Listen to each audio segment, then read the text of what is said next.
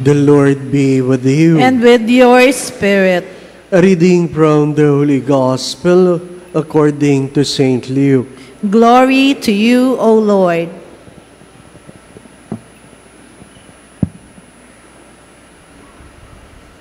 When the days were completed for their purification according to the law of Moses, they took him up to Jerusalem to present him to the Lord, just as it's written in the law of the Lord. Every male that opens the womb shall be consecrated to the Lord, and to offer the sacrifice of a pair of turtle doves or 2 young pigeons, in accordance with the dictate in the law of the Lord. Now there was a man in Jerusalem whose name was Simeon. This man was righteous and devout, awaiting the consolation of Israel, and the Holy Spirit was upon him. It had been revealed to him by the Holy Spirit that he should not see death before he had seen Christ the Lord. He came in the Spirit into the temple, and when the parents brought in the child Jesus to perform the custom of the law in regard to him, he took him into his arms and blessed God, saying, "Now, Master, you may let your servant go in peace according to your word. For my eyes have seen your salvation, which you prepared in the sights of all peoples, a light for revelation to the Gentiles, and glory to your people Israel." The child's father and mother were amazed at what was said about him. And Simeon blessed them and said to Mary his mother, "Behold, this child is destined for the fall and rise of many in Israel, and to be a sign that will be contradicted, and you yourself a sword will pierce, so that the thoughts of many hearts may be revealed." There was also a prophetess Anna, the daughter of Phanuel, of the tribe of Asher. She was advanced in years, having lived 7 years with her husband after her marriage, and then a widow until she was 84. She never left the temple, but worshipped night and day with fasting and prayer. And coming forward at that very time, she gave thanks to God, spoke about the child, to tell to all who were awaiting the redemption of Jerusalem. When they had fulfilled all the prescriptions of the law of the Lord, they returned to Galilee, to their own town of Nazareth. The child grew and became strong, filled with wisdom, and the favor of God was upon him.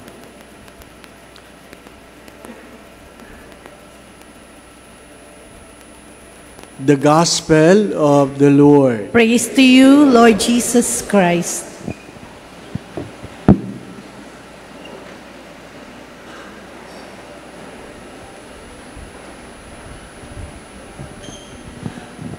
The late John Paul II, now saint, said, "The road of the future is the road of the family." The road of the future is the road of the family. The kind of family you are, how your children are being raised, how they treat their parents, will dictate the future of everyone. Even Jesus has to be raised in the family to remind us of how important it is to be raised in the family. The second reading reminds us, if you want to please God, honor your mother and father. If you want to please God, so don't entertain the thought that you are pleasing God by disrespecting your parents. It will never happen. So it's good to remind ourselves, you want to honor God, you want to please God, begin at home. Begin at home. The first reading reminds us of what? On how we should respect our parents. Until when? When they are old. When they are old and weak.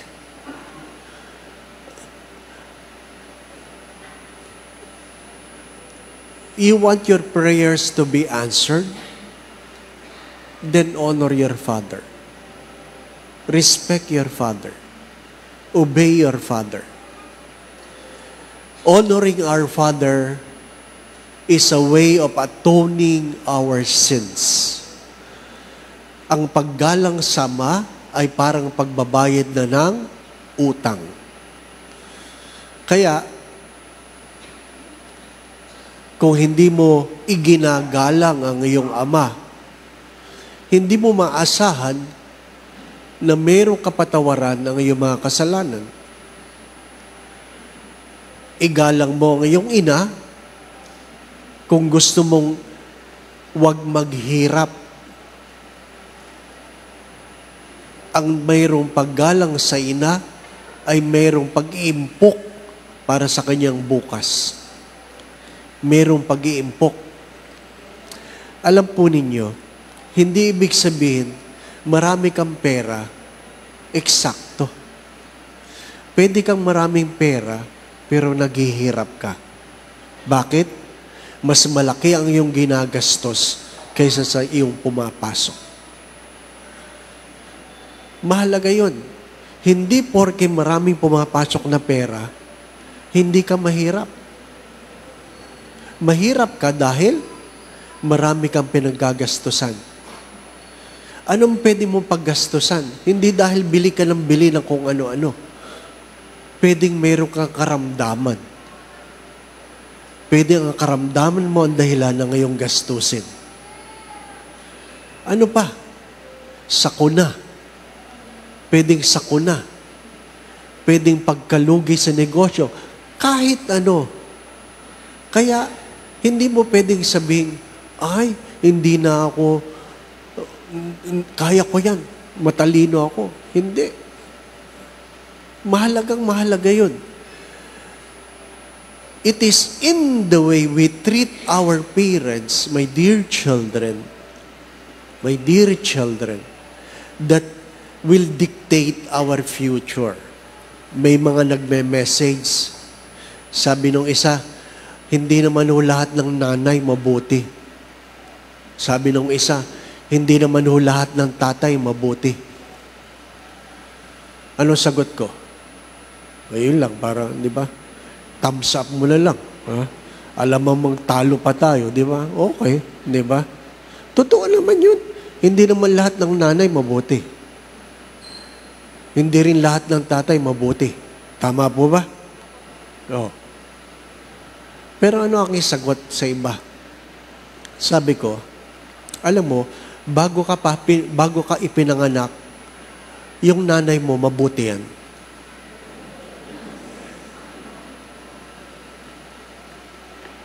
Nung hindi ka pa pinapanganak, yung nanay mo, mabuti. Nung hindi ka pa pinapanganak, yung tatay mo, mabuti. Nung pinanganak ka lang, sila hindi naging mabuti. Kaya magandang itanong yun eh. Hindi ko ba kasalanan kung bakit ang aking mga magulang ay hindi nagiging mabuti? Bakit hindi nagtatanong ang mga anak tungkol doon? Palagi lang sinasabi, ang nanay ko hindi mabuti. Ang tatay ko hindi mabuti. Ang aking tanong, ikaw mabuti ka ba? Di ba? Kasi kung hindi mabuti ang nanay mo, hindi yan niligawan ng tatay mo. Kung hindi mabuti ang tatay mo, hindi yan sinagot ng nanay mo. Sa madalit sabi, sa simula pa lamang, mabuti sila. Pero nung ikaw pinanganak, nawala ka lang kabutihan. Hindi pa ba? Hindi ko alam. Di ba? Baka nung maliit ka pa, pinapadede ka. Namimili ka na kagad ng gatas. Di ba ba? Cerelac. Ha? Di ba? Hindi ko alam eh. There must be reasons. Pero sinabi ba ng Diyos, igalang mo ang iyong mga magulang dahil sila ay mabuti? Wala. Walang precondition that you children will respect your parents. Wala. Wala. Pero sa mga magulang, anong sabi? Maging halimbawa kayo ng kabutihan. Maging halimbawa. Anong meron sa Ebanghelyo? Jesus grew in obedience to their parents. He grew with wisdom and strength. Tungkulin ng mga magulang na palakihin ang kanilang mga anak ng merong karunungan, wisdom, and strength. Bakit mahalaga yon? Ano yung karunungan? Ang karunungan ay merong kakakanyahan na gawin ang tama at iwasan ang mali. Yun ang tinuturo ng magbulang. Sa madalit sabi, pag ikaw ay pinadala sa school, mag-uwi ka ng pinag-aralan, hindi lamang diploma. Yung mga anak, sa madalit sabi, pag pinadala ka sa school, mag-uwi ka ng pinag-aralan, hindi lamang diploma. Ang malungkot na kwento, pinag-aral ka sa napakamahal na school, hindi ka nag-uwi ng pinag-aralan. Inuwi mo lang diploma.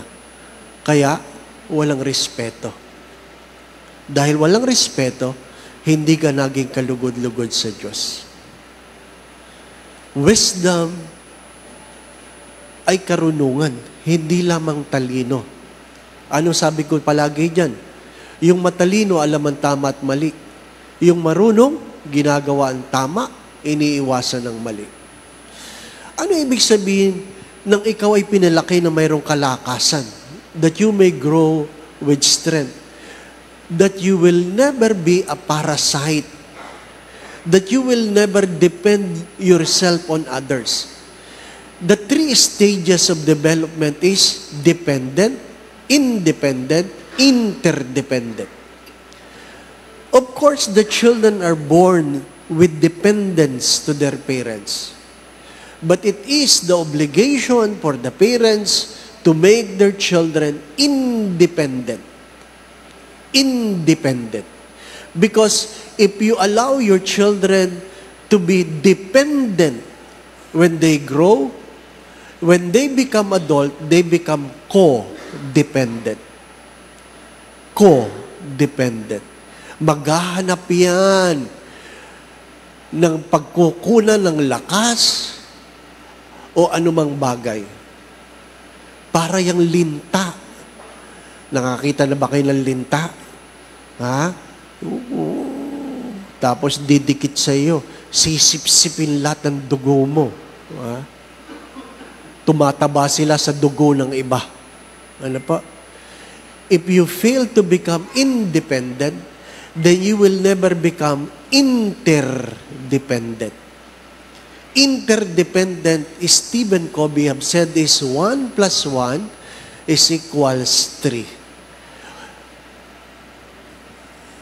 In layman's term, they call it synergy. Synergy. Mahalaga yun. Mga minamahal na mga kapatid, yung mga anak, huwag niyo turuang bili ng bili ng makakain sa fast food. Bili ng bili. Saan? Sa McDonald's. Saan? Sa Jollibee. Saan? Ha? Kaya nga, pag pinag-drawing mo ng manok yan, hita lang ang dinodrawing.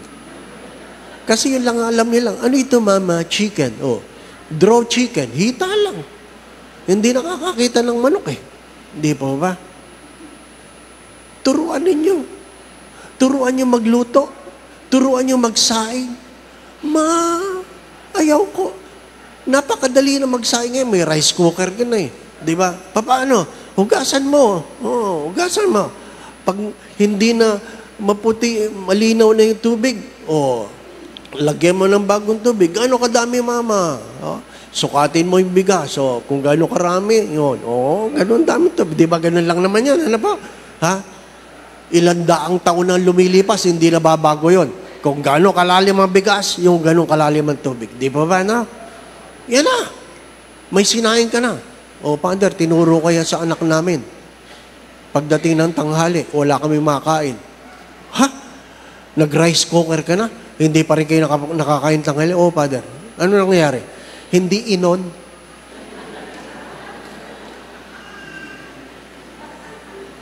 May tawag do sa anak mo. Ano pa? Hindi nagbabasa ng instruction. Di po ba na? Ha? Sinaing lang? Hindi kaya? Hindi po ba? Yung bang nagpakulo ng tubig, nasunog pa? Anong kinabukasan yan? Teach your child to be independent. That he and she will be able to survive when you are not in their presence. Mahirap yun, di ba? Yung bang pag-uwi sa bahay, walang tinawag, Ma!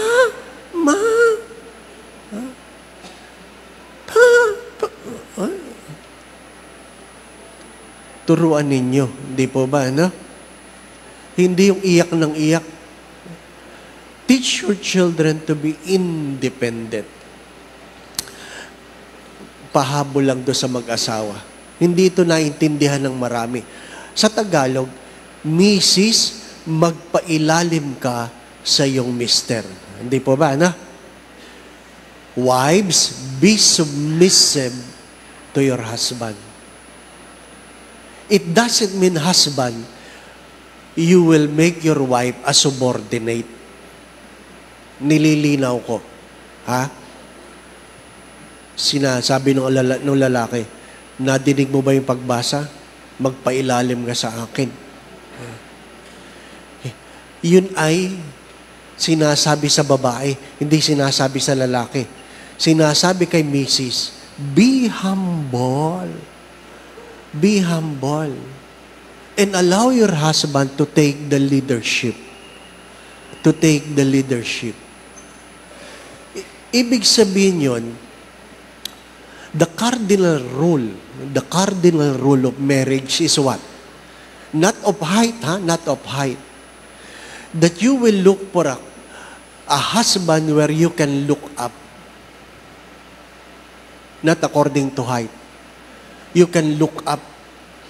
I mean, your husband may be a source of strength. Pinagkukunan mo ng lakas. And a husband look for a wife where he can look down. Hindi para inaapi, para paglingkuran. Para paglingkuran. Ang pagpapailalim ng babae sa kanyang mister ay ano? Kababaang loob. It is a way of volunteering herself before her husband. Husband, hindi batas yun para sa iyo, para kay Mrs. yun. Para kay Mrs. yun. Father, si Mrs. lang naman talaga nagsasalita sa bahay. Bakit? May sinabi ba si Saint Joseph? Hanapin nyo nga sa Biblia kung may sinabi si Saint Joseph. Walang speaking line ang lalaki, di ba?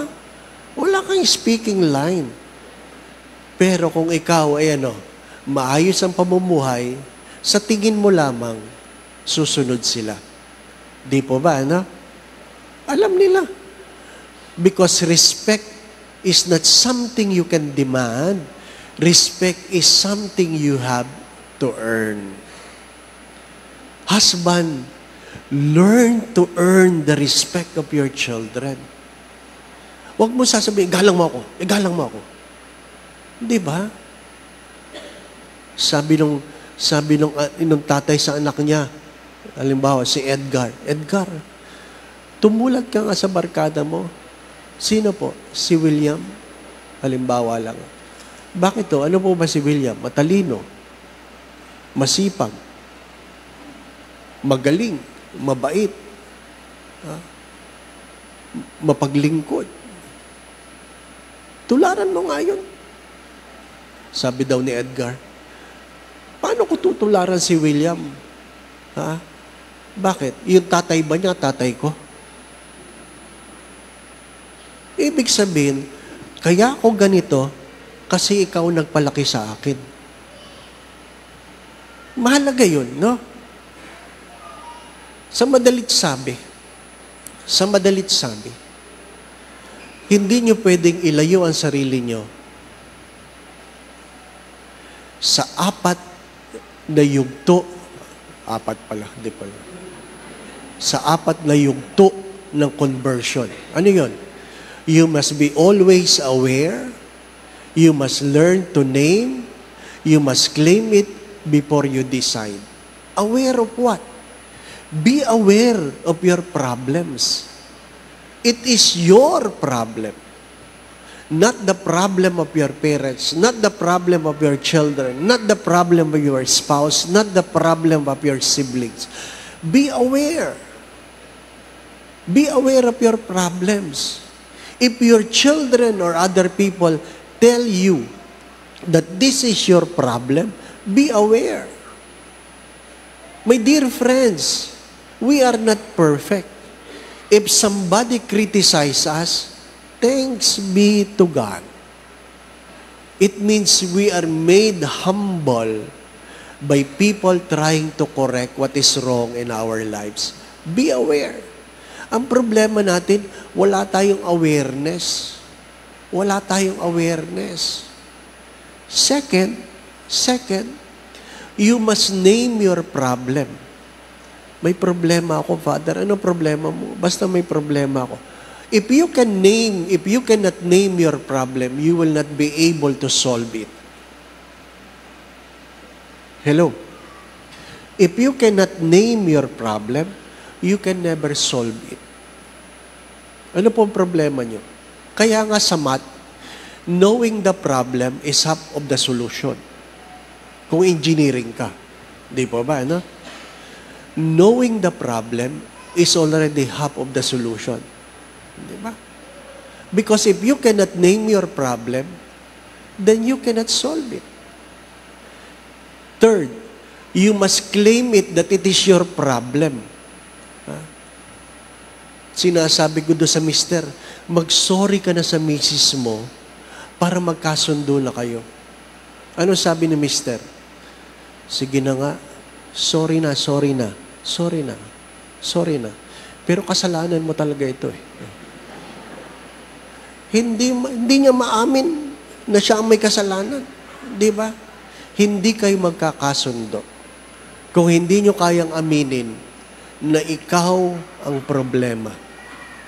Ilang beses ko yan sinasabi, pag wala kang problema, ikaw ang problema. Yung ang tingin mo sa lahat, sila ang mali, ikaw lang ang tama. Ay, ikaw ang problema. Ano pa? Ano pang apat? Then you decide what are you going to do about it. You decide.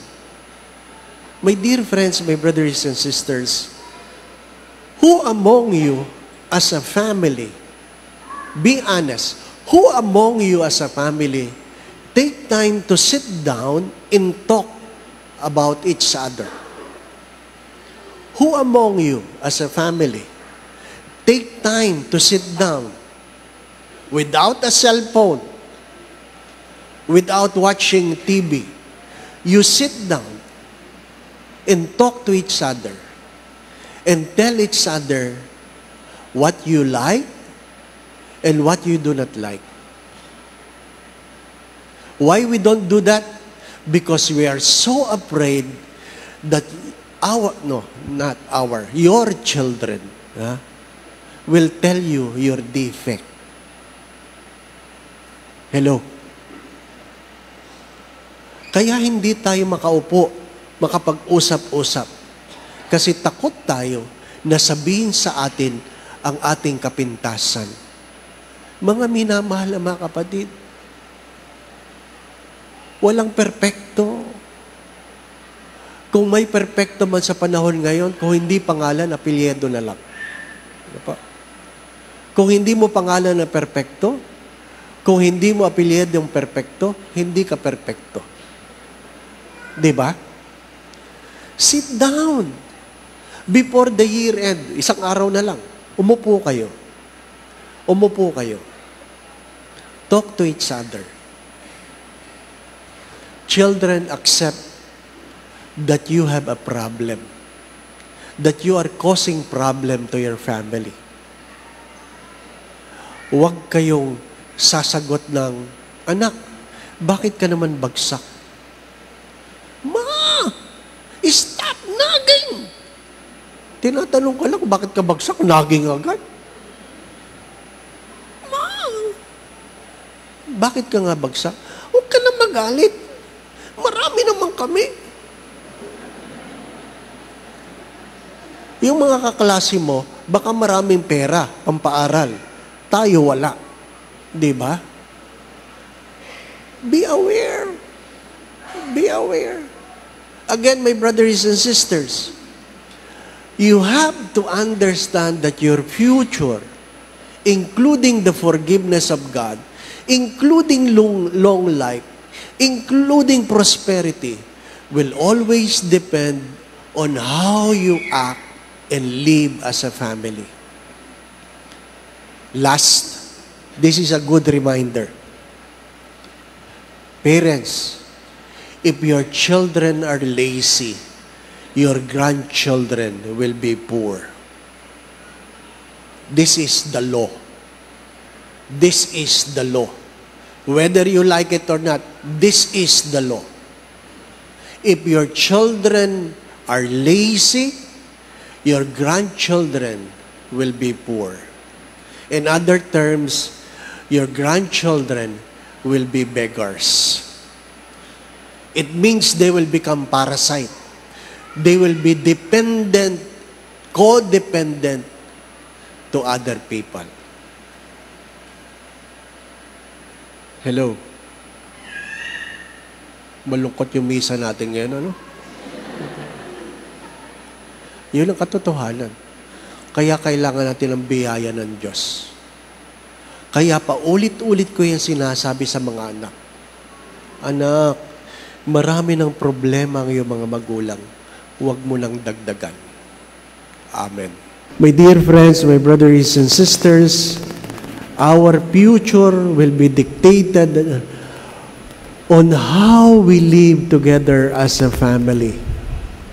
Our future will be dictated on how we live together as a family. Please God, pasayahin mo ang Diyos sa pagiging mabuting anak. Sa pagiging mabuting anak. Gawin mong mabuti ang iyong mga anak sa pagiging mabuting ehemplo. By the way, yung hindi pa ho nakakatanggap ng kalendaryo, meron pa tayo. Ano po? Regalo ng chapel sa mga nagsisimba. Ano po? 2023. The 24 naman. Ano po? I hope you will take time to sit down and talk to one another without your phone, without your TV, without your earphone. Children, when your parents are talking to you, kindly remove your earphone. The Lord be with you. And with your spirit. And may Almighty God bless you and your family, the Father, the Son, and the Holy Spirit. Amen. We now go in peace to love and serve the Lord. Thanks be to God.